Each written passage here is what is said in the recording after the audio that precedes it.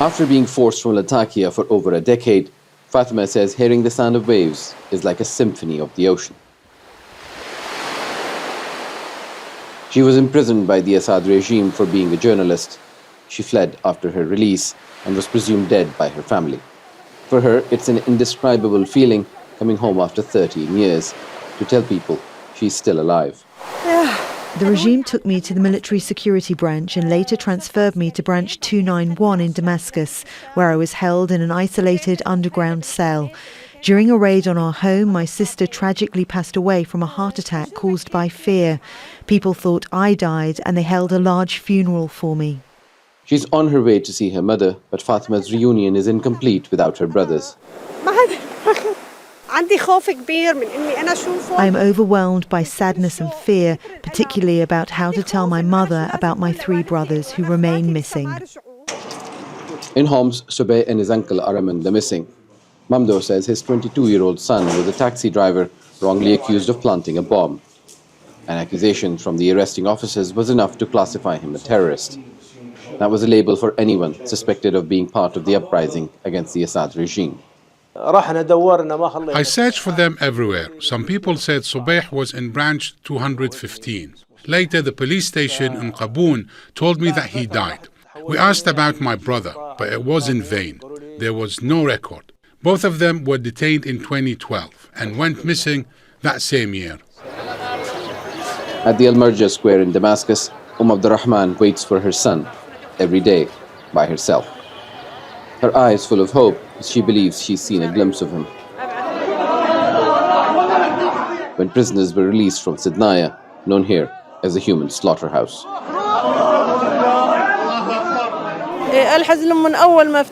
During my last visit to Sednaya, the guards told me he had been transferred to a military prison and warned me not to return. After the liberation, I saw him in a video running out of prison with others. For the past 15 days, I've been searching for him everywhere, but I found no trace. When I get exhausted from searching, I come here to rest. The torture factories running for decades are finally closed, but it's reopened the emotional scars for so many Syrians. People want justice and punishment for the perpetrators of atrocities. For people who are still looking for their loved ones, horror stories from dungeons like Sednaya add to their pain. They say those who are dead were lucky. But all is not lost. Fatima and her mother have finally met after 13 years. And the entire street came out to celebrate. In cities, towns and villages all over the country, there are prayers for the success of the new government and pleas to reunite them with their loved ones. And here in this moment is a picture of Syria. Heartbreak and pain, celebration and joy, all simultaneous. Javaid, Jazeera, Damascus. Well, joining us from Damascus is Stephen Ryan, from the Rapid Deployment Coordinator of the International Committee of the Red Cross. Stephen, thank you for joining Al Jazeera. Now, how many people are still missing exactly? I think we can start by saying that it may be difficult, if not impossible, due to a range of different complexities and challenges, to find out the true number of people that went missing in Syria over the last decade and more. With the ICRC, families have trusted us over the last 13 years to register the details of their loved ones, whether they've been detained, whether they've gone missing through migration or otherwise. And we want to thank them for doing so. We expect that more people will come. So far, we've had 35,000 cases in the last 13 years, and we expect more people to come forward in the next days, weeks, months, even years. And we encourage them to do so that we can register their case, so that we can start the process of trying to find out what has happened to their loved ones. And because only by registering... Go ahead, sorry. Oh, no, I was going to say, and how do you go around registering and finding out what has happened to the loved ones? So what does that involve exactly? Well, the first process is to contact the ICRC if you're here in Syria, or if you're overseas, the National Society of the country that you're in. Our Family News Network will enable those records to be consolidated. And the next step in the process is to try and find together with the new authorities, any evidence that indicates what might have happened to these people who've gone missing. This is going to be a long and slow process, something that needs to be done carefully and making sure that there's accuracy in how we go about it.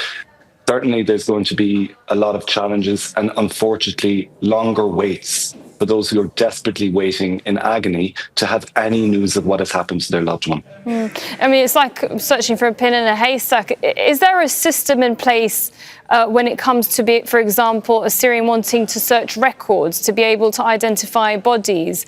And does Syria have even the expertise, such as forensic teams, to be able to investigate disappearances or those that are missing, or even mass graves? I'm sure that all of your viewers understand, of course, that Syria has gone through an upheaval in the last now several weeks. This means that new systems need to be put in place, new processes. You mentioned forensics. The capacity to be able to do forensic surveys definitely needs to be increased. And this is something that the ICRC has expertise available to the authorities here. And we've offered to support them in this. You mentioned the records. This is the key thread in finding out what has happened to people who are seeking, what has happened to those who are being sought by their loved ones. Gathering those information together and making sure they're kept securely is going to give a chance to assure that those people who are desperately waiting for any news have a chance of finding out what has happened to the person that they care for so deeply. And on a human level, Stephen, how crucial is it for families to be able to find their loved ones, even if it means receiving the news that that's it, that person is deceased? I think we just saw in your reporter's piece just before now, we saw some positive news from Fatima where she was able to reunite with her family members. And this is a joyful moment. And unfortunately, there will be not as many cases of this joyful moment as there will be of sadness.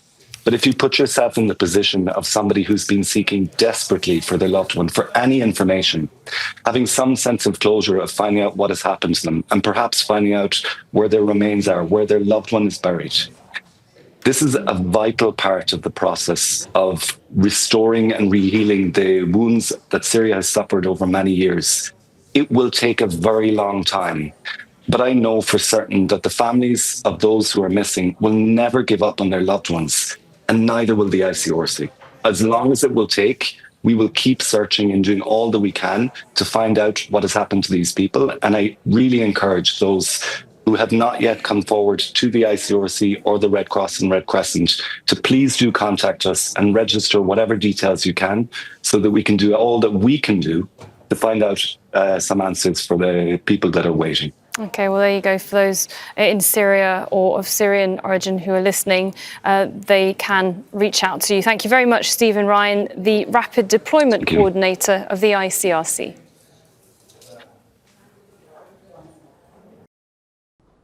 Make sure to subscribe to our channel to get the latest news from Al Jazeera.